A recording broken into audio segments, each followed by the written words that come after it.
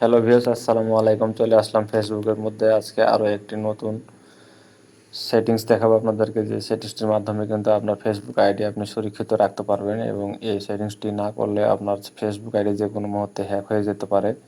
তা আমি কয়েকটা সেটিংসটার মাধ্যমে কিন্তু আপনাদেরকে বুঝিয়ে দেবো কীভাবে আপনাদের ফেসবুক আইডি আপনারা সুরক্ষিত রাখবেন। তো আমি এখানে কিন্তু আমার ফেসবুকের যে থ্রি লাইন উপরে, এই থ্রি লাইনে ক্লিক করলাম। থ্রি লাইনে ক্লিক করার পরে এখানে যে সেটিংসটা দেখতে পাচ্ছি, আমরা সেটিংসে ক্লিক করব। সেটিংসে ক্লিক করার পরে এখানে কিন্তু আমাদের যে পার্সোনাল ডিটেলস, এই অপশনটাতে কিন্তু আমাদের অবশ্যই আসতে হবে। তো এখানে আমরা ক্লিক করব। এখানে ক্লিক করার পরে এখানে কিন্তু আমরা বেশ কয়েকটা অপশন পাচ্ছি। তো নিচে আমরা এখানে পাচ্ছি, তো এখানে আমরা পাসওয়ার্ড অ্যান্ড সিকিউরিটিতে ক্লিক করলাম। করার পরে এখানে কিন্তু আমরা দেখতে পাচ্ছি উপরে চেঞ্জ পাসওয়ার্ড এবং টু ফ্যাক্টর অথেন্টিকেশন, এটা কিন্তু আমাদের দুইটা সেটিংস এখানে আমরা দেখতে পাচ্ছি। তো এই দুইটা সেটিংস কিন্তু অনেক গুরুত্বপূর্ণ। তো আমরা চেঞ্জ পাসওয়ার্ড আগে আসবো। এখানে কিন্তু আমাদের যদি পাসওয়ার্ডটি না থাকে, তো আমরা কিন্তু এখান থেকে পাসওয়ার্ডটি আমরা সেটা কিন্তু আমরা ফরগেট করে আগে আমাদের পাসওয়ার্ডটা আমরা বের করে নেব। যদি আপনার আইডিটা লগ ইন করা থাকে আর পাসওয়ার্ড যদি জানা থাকে, তো আপনার এই কাজটা করার দরকার নেই। তো পাসওয়ার্ড বের করার জন্য কিন্তু আমাদেরকে এখানে কিন্তু আগের পাসওয়ার্ড দিতে বলতেছে, এবং তারপরে নতুন পাসওয়ার্ড। যেহেতু আমরা আগের পাসওয়ার্ড জানি না, তাই আমরা এখানে নিচে দেখতে পাচ্ছি যে ফরগট পাসওয়ার্ড নামে যে অপশনটা দেখা যাচ্ছে। তা আমরা কিন্তু এই ফরগট পাসওয়ার্ডের নিচে ক্লিক করব। এখানে দেখতে পাচ্ছেন যে আমরা এখানে কিন্তু ফরগট পাসওয়ার্ডটা দেখতে পাচ্ছি। এখানে আমরা যদি ক্লিক করি, তাহলে কিন্তু আমাদের ফেসবুকের মধ্যে একটি কোড আসবে। তো আমরা এখানে ক্লিক করলাম।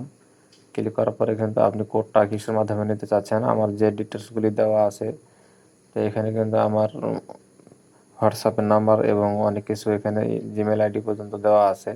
তা আমি এখানে কিন্তু আমার ফোন নাম্বারে নেব। তো আমি ফোন নাম্বারে নেওয়ার জন্য এখানে দেখতে পাচ্ছেন যে মেসেজ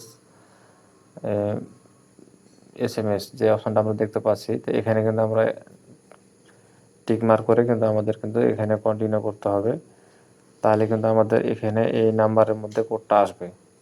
তা আপনাদের হয়তো একটি নাম্বার অ্যাড করা থাকলে একটাই দেখাবে এখানে, বা জিমেল আইডি অ্যাড করা থাকলে জিমেল আইডি দেখাবে। তা আপনি যেটার মাধ্যমে কোড নিতে চাচ্ছেন সেটা দিয়ে ক্লিক করবেন। তারপর এখানে আপনাদের যদি এরকম ক্যাপচার শো করলে অবশ্যই ক্যাপচারটা আপনারা পূরণ করবেন। এই লেখাটা দেখে দেখে নিচে বসিয়ে দিলে হয়ে যাবে। তারপরে কিন্তু আমাদের ফোনে যে কোডটা আসবে, সেই কোডটা কিন্তু আমাদের এখানে অবশ্যই দিতে হবে।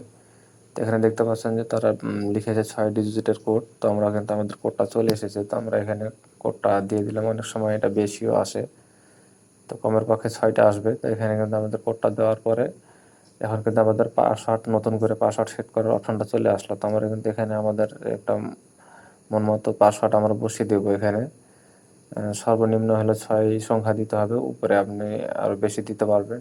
তো আমরা কিন্তু এখানে নতুন একটা পাসওয়ার্ড সেট করছি।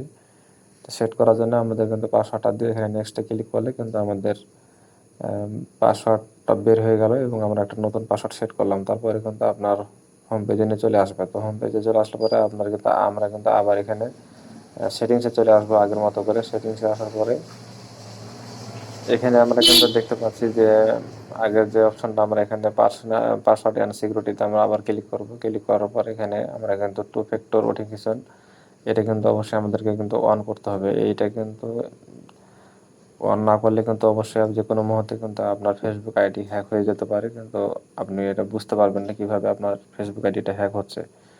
আর অন্য কেউ যখন আপনার ফেসবুক আইডিটা লগ ইন করতে যাবে, আপনি যখন টু ফ্যাক্টর অথেন্টিকেশনটা অন করে রাখবেন, তখন কিন্তু আপনাদের ফোনে অবশ্যই একটি কোড আসবে, এবং সেই কোডটা না দেওয়া পর্যন্ত সে কিন্তু লগ ইন করতে পারবে না।